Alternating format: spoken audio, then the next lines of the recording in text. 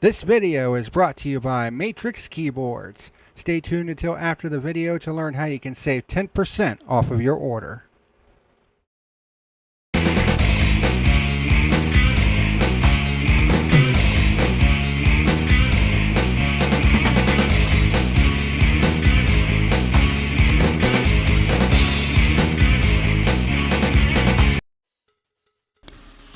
Hey, what's happening, ladies and germs? This is the PackerMan, and welcome to this edition of Burnt Rubber, a live streamed edition. It's the first time in a while that we've actually done a live stream version.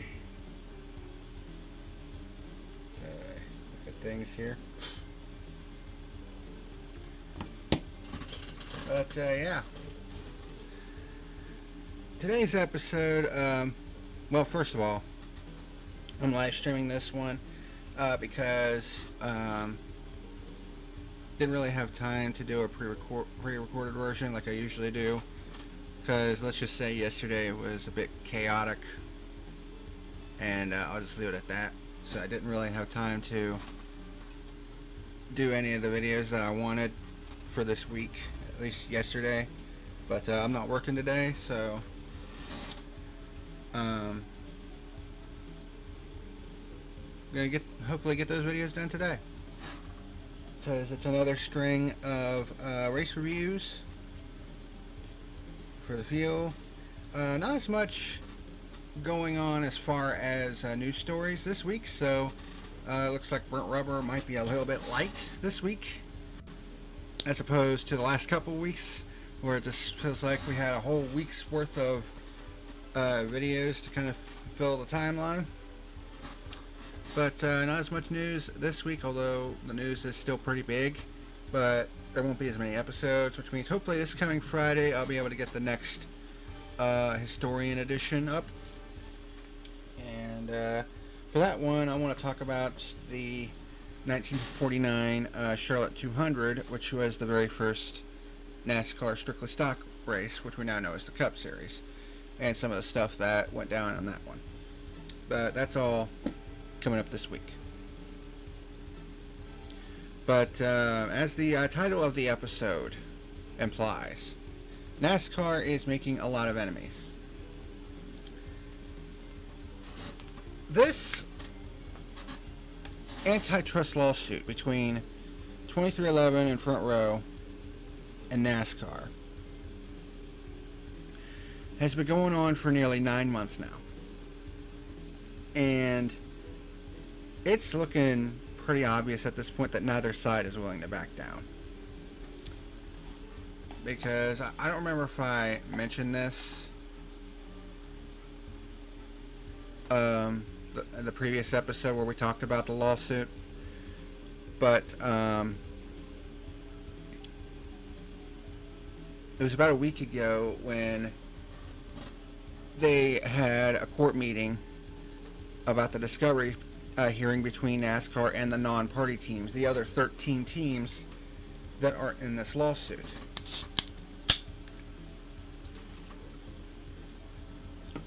Because NASCAR, as you all know, countersued 2311 and FRM.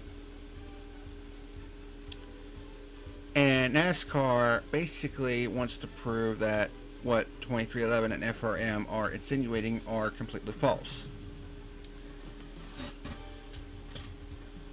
Because Matt Weaver talked about this on June the 24th. He says, "Court just let out over the discovery hearing between NASCAR and the non-party teams. NASCAR made it clear it wants very specific documents like what every driver contractually earns, OEM agreements, expenditures to stave off claims made by 2311 and FRM. The non-party teams, represented by Adam Ross, says NASCAR can't prove they need it, and it doesn't matter a hill of beans. He says NASCAR is on a fishing expedition just so they can point to one or two teams that do make a profit, as others say they lose money. NASCAR wants information in regarding non-Cup Series racing endeavors. The non-party teams do not trust NASCAR to keep financials confidential, while also pointing out that NASCAR is now able to own teams and want that information because they may compete on the track, which I don't know how that's not a conflict of interest, but that's neither here nor there at this point. Without overblowing this is a crisis, Ross said on behalf of non-party teams. What does that tell you? The charter agreement signed by the non-party teams require disagreement to go to arbitration and not court, so the teams are disappointed NASCAR had them in court. NASCAR says this is a federal antitrust case and that the judge does have jurisdiction over this. Ultimately, the non-party teams are open to discussing what they offered during meet and confer, but they want Judge Bell to dismiss NASCAR's request entirely, which he actually did. So he's only requiring the teams to give NASCAR what was offered by them, not NASCAR wanting the whole fucking 9 yards. You know, basically wanting their cake and eating it too. But Judge Bell also made it pretty clear that he wants to see this come to some type of settlement before this goes to trial in December. Because what was the code? What was the quote?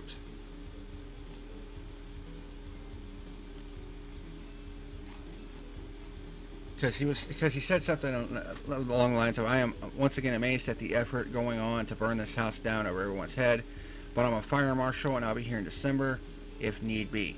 You're probably going to need be, because it's pretty clear. I mean, I don't know what Judge Bell expects, because 2311 and Front Row are trying to make things better for everybody, because it's pretty clear that NASCAR, they're the ones making all the money, and the teams are struggling just to make ends meet.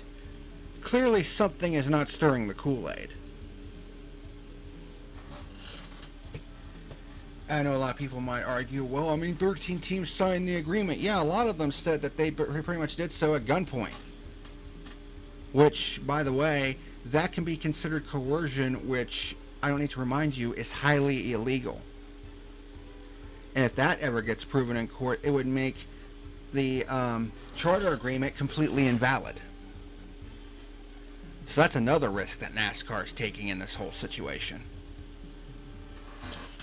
But basically,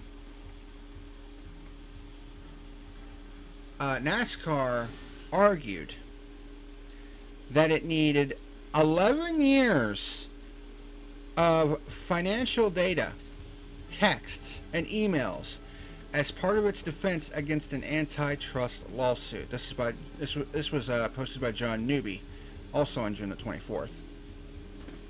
Teams not involved in the lawsuit argued that this is a fishing expedition and a breach of the charter agreement. And if that wasn't enough, NASCAR was trying to subpoena Doug Bowles in the 2311 FRM lawsuit. Yes, president of IndyCar, Doug Bowles. So Bob Pockris reported that IndyCar has filed motion in federal court in Indiana to keep NASCAR from deposing Doug Bowles in the 2311 FRM lawsuit. Deposition is scheduled for Friday, which was this past Friday.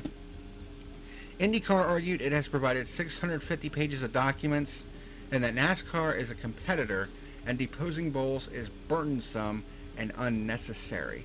So, I don't know what the fuck NASCAR is trying to do here, but one thing is for certain, they are making a lot of enemies. I mean, as if their reputation wasn't already in the fucking toilet to begin with. Now you got them trying to get all this information from the other teams that are not involved in the lawsuit. You know, trying to get more than what was agreed upon. And then you have them trying to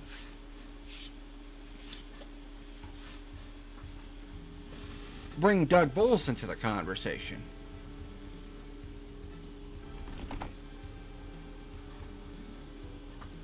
Now, this does seem a little bit similar to what 2311 and FRM were trying to do in a couple of different cases with the NBA and the NFL, but, you know, those are different sports that are not necessarily, you know, have anything to do with motorsports. But what NASCAR is doing, I mean, it basically involves the other race teams, and now they're trying to get a competitor involved in this whole deal.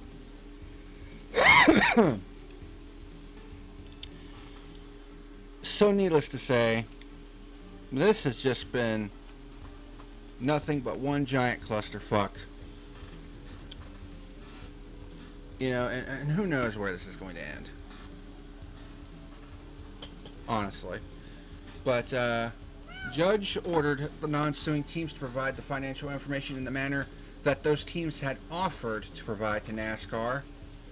And NASCAR had wanted more detailed from each team. Only attorneys and their experts can view it. So, this was posted on June the 25th.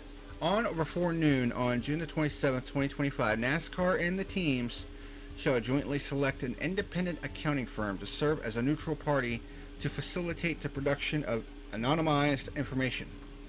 In the event the parties are unable to select an accounting firm, they should each suggest one name to the court by that deadline. As soon as reasonable practicable, as the teams committed to do at oral agreement, each of the non-party racing teams must separately provide to the chosen accountant its annual top-line financial data, total revenue, total costs, and net profits and losses on an anonymized average per car basis for each year dating back to 2014. So basically the last 11 years. Sponsorship income must be included by the teams as part of total revenue. To avoid the production of irrelevant information, the teams are required to make a good faith effort to limit the financial information produced to operations associated with fielding full-time cars in the Cup Series. For example, revenue or expenses tied to ancillary business lines or non-Cup Series racing activities should not be produced. The accountant should be directed to confidentially produce to NASCAR, but not to the non-party teams, a spreadsheet listing the per-car annual averages for each team without identifying the team associated with each set of numbers. The document must include a highly confidential attorney's eyes-only designation that also permits use by NASCAR's and plaintiffs' experts. The cost of the accountant shall be borne by NASCAR. Otherwise, all parties must bear their own expenses, including attorney's fees. So, basically, NASCAR is going to get the information that they agreed upon with the teams beforehand. Like I said, so the judge basically ruled in favor of the non-party teams because NASCAR wanted even more information aside from all the information that they agreed upon previously. So this is from altdriver.com. So non-lawsuit teams torn to pieces by NASCAR subpoenas hearing. A contingent of lawyers representing 12 teams not wanting to be involved in a lawsuit against NASCAR appeared in district court on Tuesday afternoon. It's not 13 teams because, as it turns out, Colleague Racing apparently made some sort of deal with NASCAR to not be involved in this whole subpoena process. So that's why it only says 12 teams and not 13.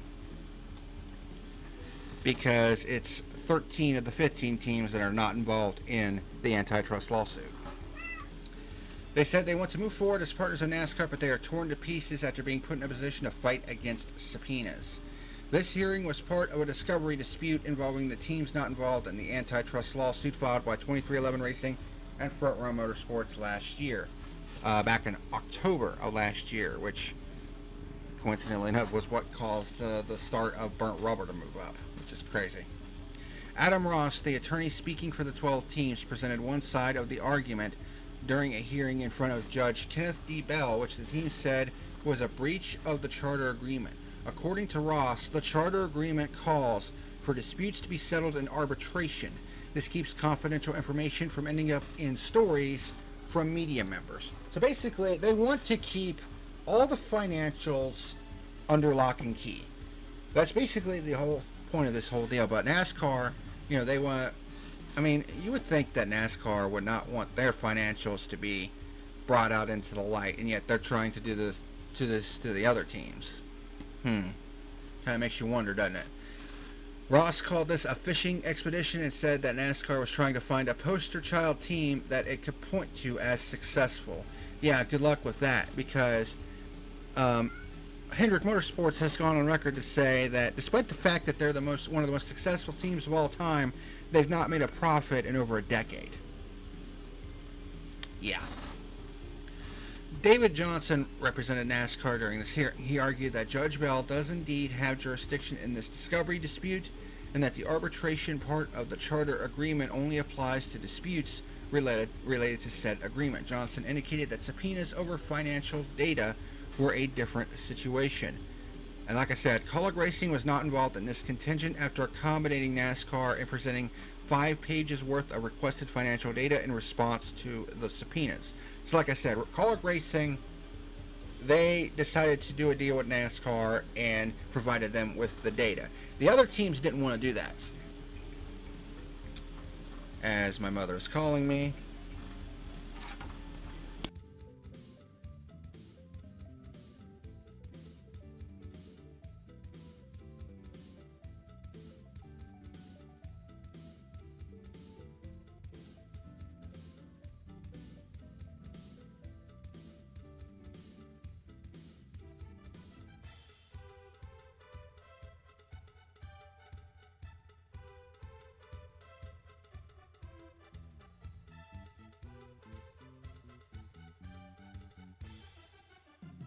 I swear to God, my mother picks the worst fucking times to ask me to do shit.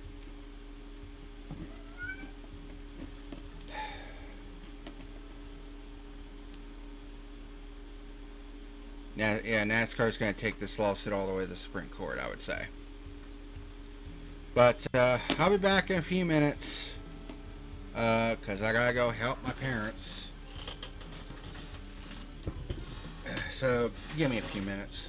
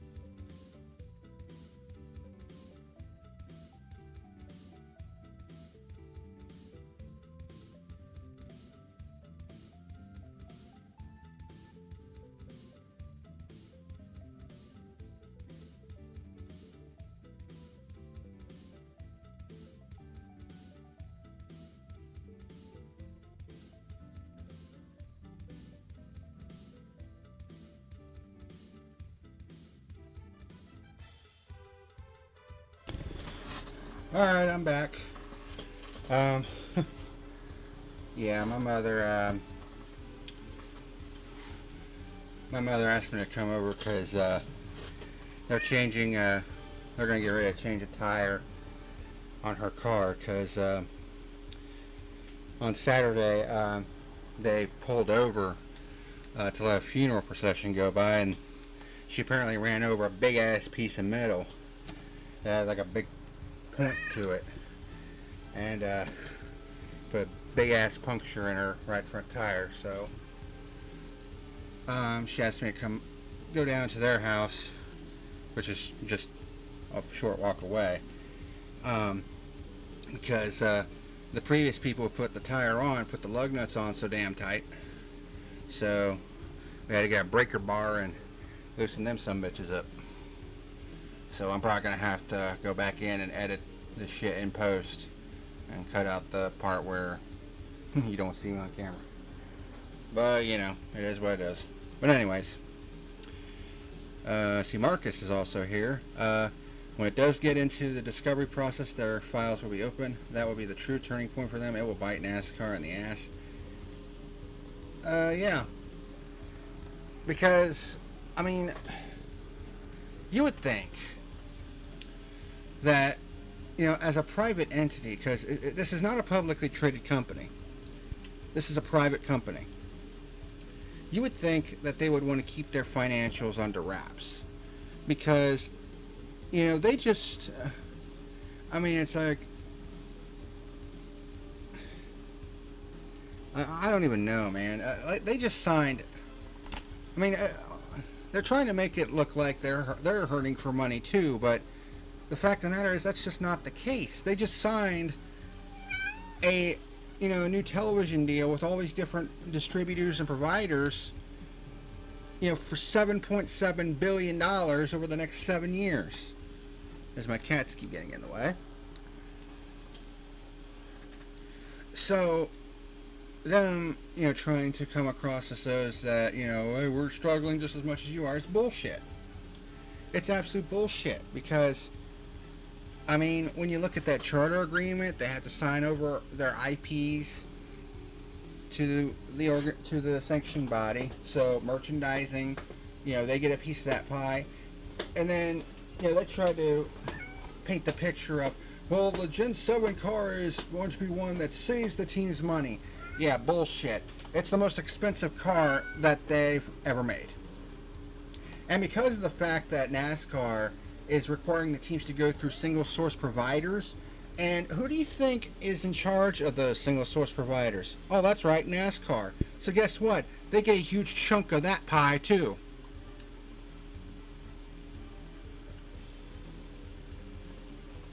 So NASCAR trying to play the victim here is fucking bullshit.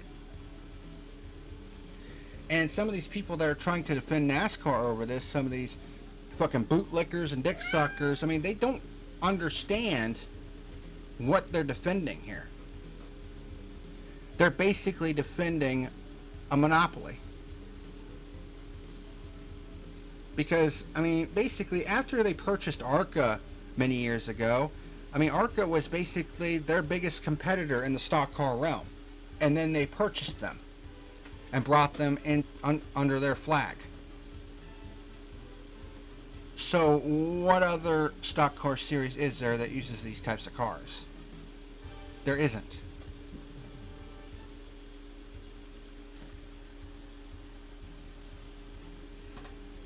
The charter agreement is fucking nonsense. And I find it hilarious that NASCAR decided to try to countersue 2311 and FRM. I find that fucking hilarious. Like,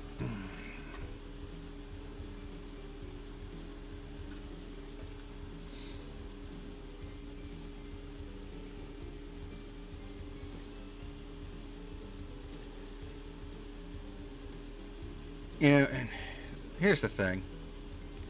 It honestly doesn't matter how good the racing is at this point. It really doesn't. Because I will admit the Atlanta race yesterday, or on Saturday night, was actually pretty good. Even though it was a bit crash happy at times. But when the race was going, there was actually great passing. You could slingshot. That's the one advantage that Atlanta has over Daytona and Talladega, is that you can actually pass.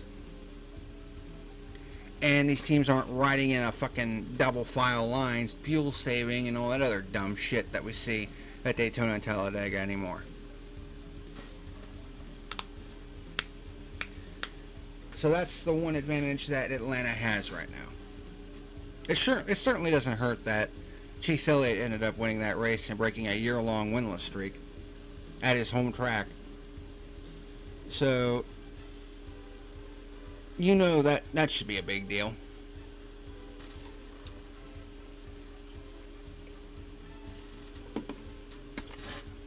But at the end of the day, it's not going to matter, because this lawsuit is going to be hanging over this sport all the way up to December and probably beyond. Because I very seriously doubt that we're going to see any sort of resolution until then. Because, I mean, Judge Judith Bell, or Judith Bell, or what the fuck is his name? Kenneth Bell. Why did I think Judith Bell? What the fuck? Anyway, Kenneth Bell. Either way, Judge Bell basically said that he wants to see these sides find some sort of resolution before December, because he said that he was shocked at how much money was being spent between these two sides, and he didn't know what sort of resolution they were looking for. Well, Judge Bell, it should be pretty obvious for anybody with half a fucking brain. This lawsuit is going to have long-term ramifications not only on NASCAR, but the sport of stock car racing as a whole. This could have long-term ramifications, like the very future of stock car racing as we know it is all hinging on the outcome of this lawsuit. And either way you look at it, it doesn't matter if NASCAR wins or loses this lawsuit. Either way, they're not going to come out of this looking good whatsoever, because the consumer trust is completely destroyed, as if it hasn't been already.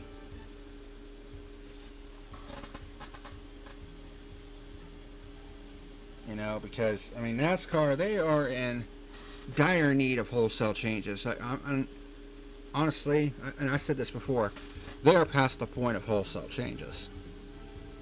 There needs to be changing of the guard type of changes, because, I mean, the way they're running things right now, it's just not good. I mean, yeah, they're still getting fans to fill the seats, and people still watch on TV. Now, that's all well and good, but I mean, the behind the scenes shit is starting to be brought into the light, and it is ugly. And I have a feeling it's all going to come to a head with that trial in December. And Marcus says, I find it very shocking that a 14-time Cup Series team, Hendrick Motorsports, hasn't made a penny in over a decade. Yeah, it's true. And that all has to do with the ongoing costs. And this new car hasn't helped matters at all. I mean, honestly, I think the only reason why Hendrick Motorsports is still able to operate at a high level is because they have other outside ventures. Like Hendrick, I mean, he owns, I don't know how many car dealerships. I don't know how many car dealerships he owns, but it's a lot. And I'm pretty sure he gets all that, you know, big support from Chevrolet, seeing as how they are basically the top Chevrolet team, and have been pretty much since they came into the sport as All-Star Racing. And to think they were on the verge of shutting down. And they decided to go to one last race at Martinsville, and lo and behold, they ended up winning it. And it gave them the funds that they needed to continue going, and the rest, as they say, is history. It's amazing how one win can change things. But yeah, this is becoming just an all-out war between these two sides, and it's not even the only lawsuit that's going on. Legacy Motor Club and Rick Ware are in the middle of their battles, and in fact, tomorrow we'll be talking about the Rick Ware Racing situation and the fact that that team has been sold. So that was kind of big news from last week that we're going to be talking about.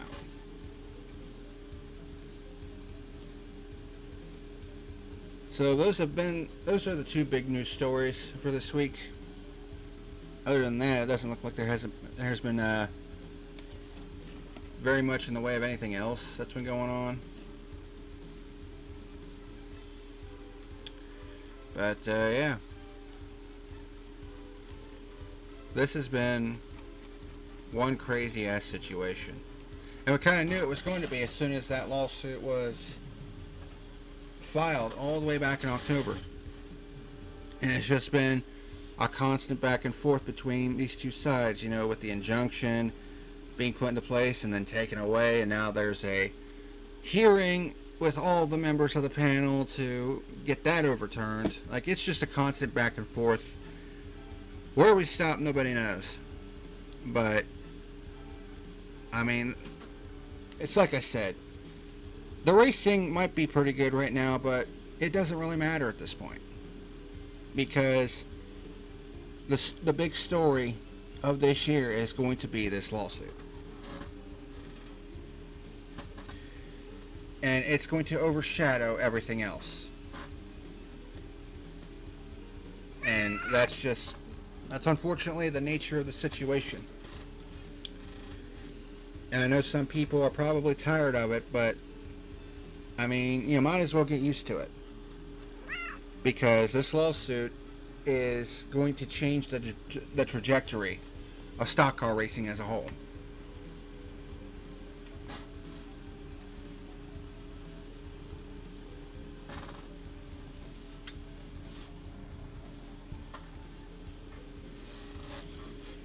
And 2311 and Front Row say they want to make things more fair in the world of NASCAR for everybody. And that includes all the teams, the drivers, the whole 9 yards. And if that is truly the case, then I honestly hope they win. Because as far as I'm concerned, NASCAR, as a sanctioning body, they can't be trusted. I mean, from their officiating down to everything else, NASCAR is, in my opinion, irredeemable at this point. In its current form, NASCAR is irredeemable. And it kind of sucks, because it looks like they're starting to turn a little bit of a corner on, you know, as far as the product on the track. Because the racing, from what I've seen in the couple of times that I've watched the last 2 months, has actually been pretty solid. So it seems like the on-track product has really turned a corner. But at the end of the day, it's not going to mean shit, because we still got this lawsuit hanging over the entire sport. And that is not going to change anytime soon.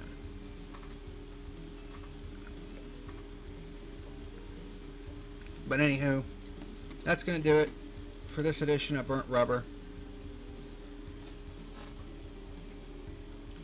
They went on to win 14 Cup Championships currently, and yet they're getting screwed over, and RWR getting sued by LMC. Yeah. And then Rick Ware turned around and countersued them. So like I said, like, the on-track product might be turning a bit of a corner, but, you know, the sport as a whole, I mean, and then you look at IndyCar and all the shit that's been going down there with the hybrid system being a total piece of shit, and how that's affected the on-track product. Like, Mainstream American motorsports right now, it is a fucking mess. It is a mess. It seems like the only American motorsport that has seen any sort of growth and goodwill whatsoever in the last couple of years has been IMSA. And it shows. Because more and more people are getting into IMSA. Interest is up, not only from fans, but also from race teams, manufacturers. I mean, IMSA has, between all of its different series, they got like 7 or 8 different series that they run. There are 18 different manufacturers between all of them. And yet IndyCar only has 2. They've been trying to get more in, but they can't seem to do that because they can't market for shit. NASCAR finally got Dodge to come back, so at the very least for trucks they have 4 manufacturers. But that's still not enough. I mean, if you really want NASCAR to be viable again from a manufacturer standpoint, there needs to be at least 5 or 6 different manufacturers to kind of spread the love around and reduce the load that a lot of these original OEMs have. Because for the most part, it's Chevy and Ford. I mean, Toyota is there, but they only have like 6 total teams. The rest are Chevy and Ford, and a large majority is Chevy. So there needs to be more OEMs to spread carry the load. I would love to see more OEMs come in. I mean, they finally got Dodge to come in, so hey, good job on that. They got him back into the trucks, and from what I heard, Dodge is, looking to get back into the Cup Series at one point. Either 2027, which might be a little bit too soon, but the target might be 2028, which is fine. Slowly ease your way back into it. Who else might be coming in? I don't know. I don't know at this point. It would be nice. It would be nice to have some more OEMs to help kind of shoulder the burden, so to speak. But yeah, American motorsports as a whole right now, it is a mess. With all these lawsuits going on and all this other shit. Some of us just want to get back to what it used to be.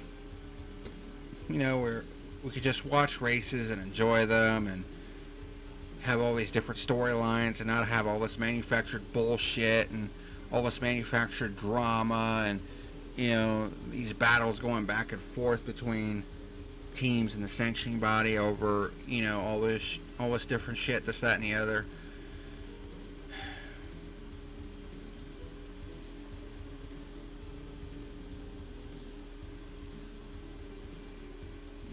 So hopefully there is some kind of resolution in the near future, but I don't think we're going to be getting it until at least December, and even then, I don't know if it's going to happen. But as usual, if anything else comes up regarding this whole war between the teams and NASCAR and this antitrust lawsuit, as usual, I will make an episode, and it will be posted at some point. But tomorrow, we'll talk about the whole Rick Ware Racing situation and how they've been sold to one of the founders of Spire. So that's an interesting little tidbit. But we'll talk about that tomorrow. Anyways, thank you very much for watching this edition of Burnt Rubber.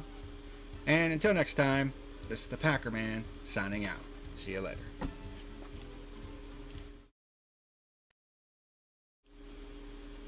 Let's try that again. What's more feeling? Hey, what's happening, ladies and germs? This is the PackerMan. Let you know that tonight's video was sponsored by Matrix Keyboards. Matrix Keyboards was formed in 2018 due to the rising evolution of high-quality esports products. By clicking on the affiliate link down below in the description box, you'll be able to get great deals on high-quality keyboards such as Cotton Candy, Landmark, and Elite Series. It also has other cool items like mouse pads and mice as well. And when you go to checkout, be sure to type in the code PackerMan and you'll be able to save 10% off of your order. Matrix Keyboards, game and style. Hey ladies and germs, just want to say thank you for watching tonight's video. Be sure to hit that like and subscribe button, and also check out my other channels, Isaac the Survivalist and Our Honor Defend Archives, if you're a Buckeye fan. Thank you so much for watching, and I'll see you again next time.